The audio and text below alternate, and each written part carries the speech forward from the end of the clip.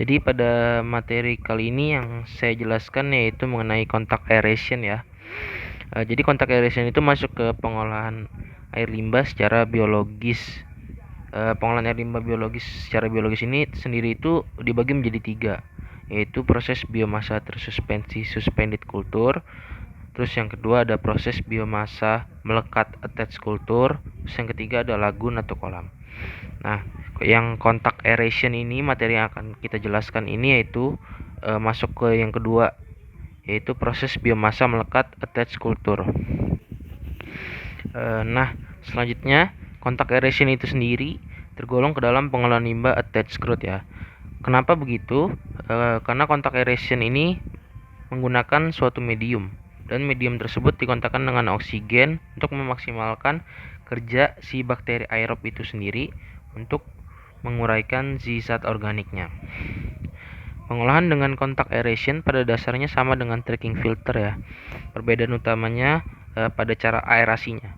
Jika pada tracking filter aerasi dengan menggunakan aliran udara balik, sedangkan pada kontak aeration menggunakan aerator atau blower yang dikontakkan pada media biofilm. Dari segi media tumbuhnya biofilm juga berbeda. Biasanya tracking filter menggunakan media berupa batu paralon yang ditumpuk berlapis-lapis seperti susunan sebuah filter. Jika pada kontak aeration menggunakan media berupa plat papan yang disusun berjajar. Nah, yang selanjutnya yaitu mengenai aktivitas biologi yang terjadi di kontak aeration itu sendiri. Jika pada tracking filter, bakteri berkembang membentuk biofilm pada permukaan batu pada filternya kan. Tapi kalau di kontak aeration itu media bakterinya berkembang membentuk papan plat, bukan batu.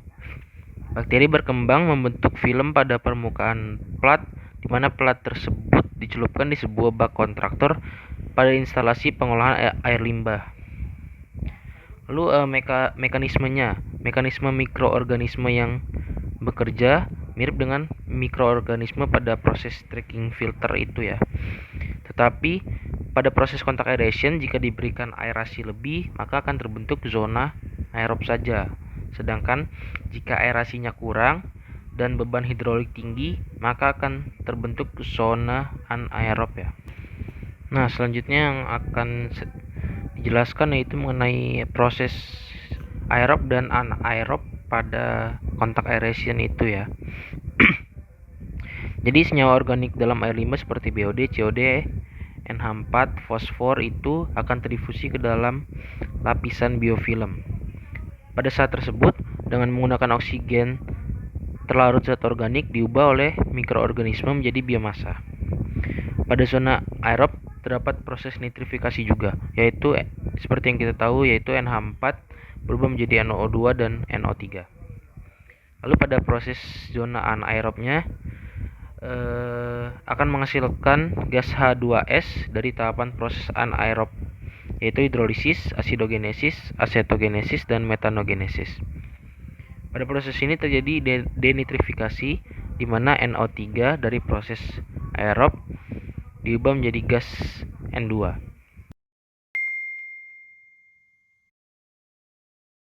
Oke, selanjutnya saya akan menjelaskan tentang proses kontak aeration.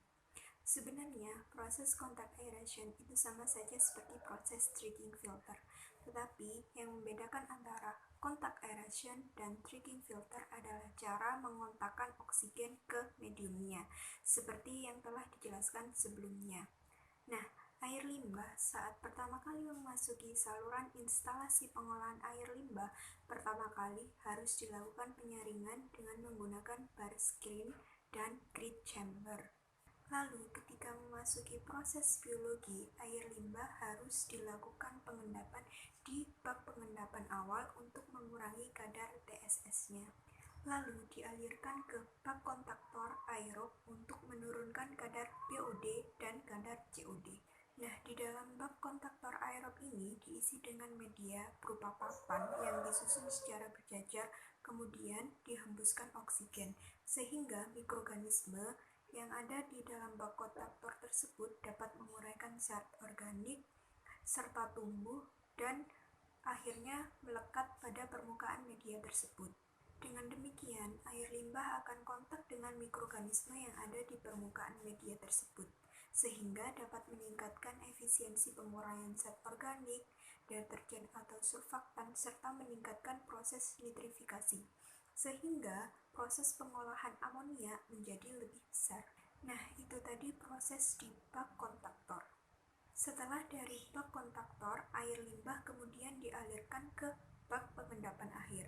Di dalam bak pengendapan akhir akan dipisahkan antara sludge yang ada di bawah dengan supernatan cairan air limbah yang ada di atasnya.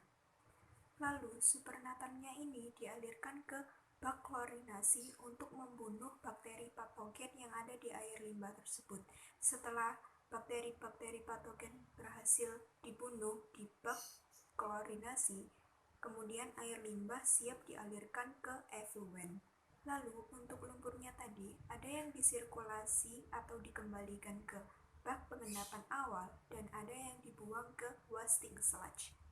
Nah, jadi seperti itulah proses kontak aeration ini, teman-teman. Ada 6 macam sistem suplai udara yang dapat dilakukan pada sistem aerasi, di antaranya aerasi tengah, aerasi samping, aerasi merata seluruh permukaan, aerasi eksternal, aerasi airlift pump, dan aerasi mekanik. Pada sistem aerasi, penyerapan oksigen dapat terjadi karena adanya aliran sirkulasi, kecuali pada sistem aerasi merata seluruh permukaan media.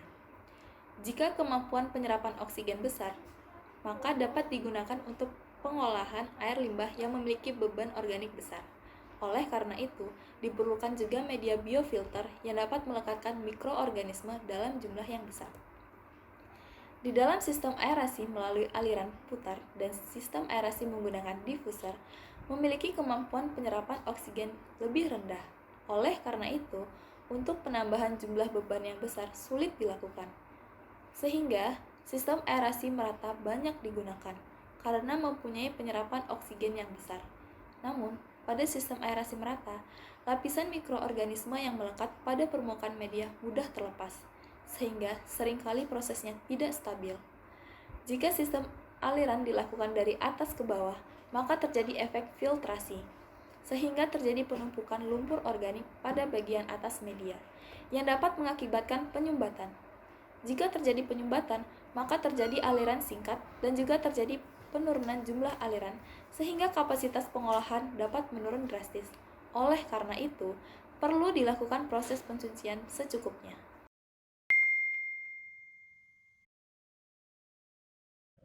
Dalam sebuah jurnal, kita melakukan kombinasi antara proses activated sludge dan kontak aerator dengan sistem aerasi yang merata.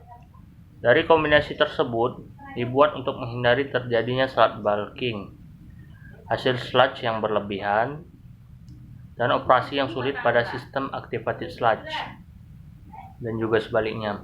Dengan adanya proses activated sludge dapat membantu mengatasi masalah penyumbatan dan operasi yang tidak fleksibel pada sistem kontak aerasi. Sehingga dari kedua kombinasi tersebut saling menunjang dan menghasilkan effluent yang bagus, yaitu dengan tingkat COD, BOD, dan TSS removal yakni sebesar 97, 96, dan 95%. Namun menurut kami, kedua kombinasi tersebut akan membutuhkan kos yang tinggi, sehingga kurang cocok untuk diterapkan di industri.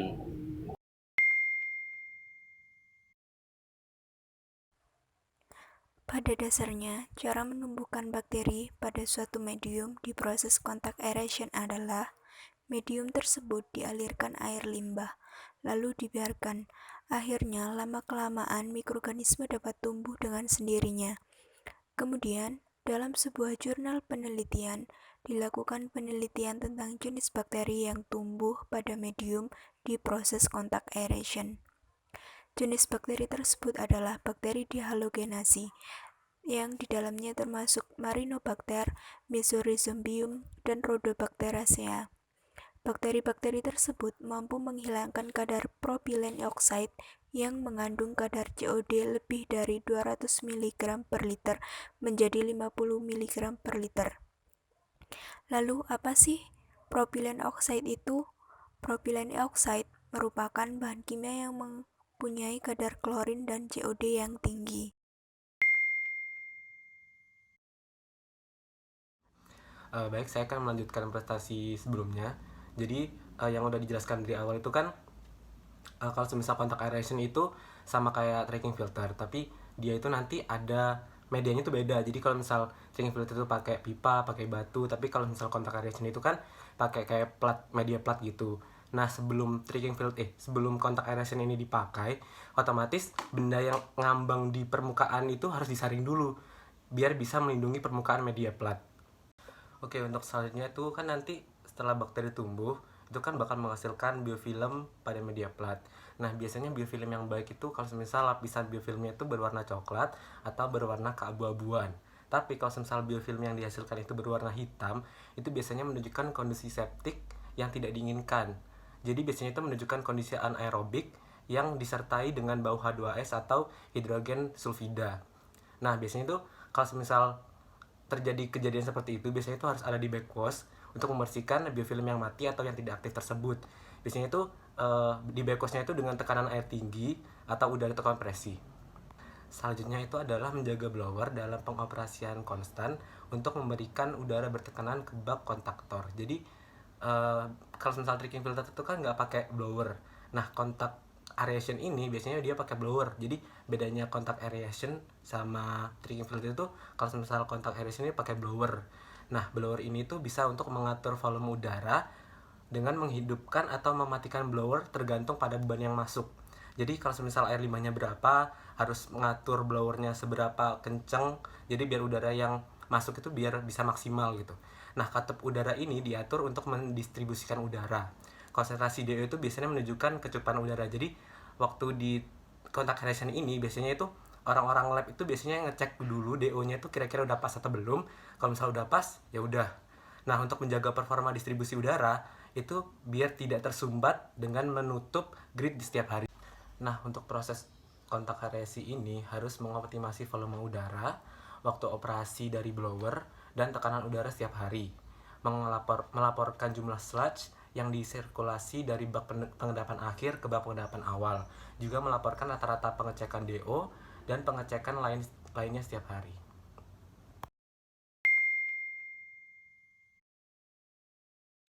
Nah, untuk selanjutnya adalah keuntungan dan kerugian pada proses kontak aeration.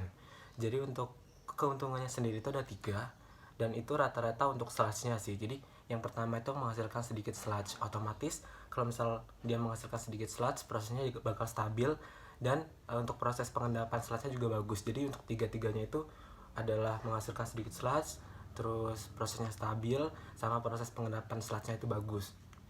Untuk kerugiannya sendiri, itu biasanya yang pertama itu terjadi penyumbatan pada blower atau aerator. Jadi kalau semisal sludge-nya itu jatuh, itu kan biasanya bongkahnya terlalu besar. Jadi otomatis dia bakal gampang untuk menyumbat pada blower atau aerator. Selanjutnya itu biasanya sistem operasinya itu tidak fleksibel. Jadi apabila terjadi lonjakan beban hidrolik yang masuk, itu biofilm itu dapat mengelupas dan harus menumbuhkan lagi dong biofilmnya. Yang kita tahu sendiri kalau misal kita menumbuhkan biofilm kan nggak dalam waktu yang singkat gitu, jadi ada prosesnya lagi. Terus selanjutnya yang terakhir itu adalah penambahan untuk cost-nya.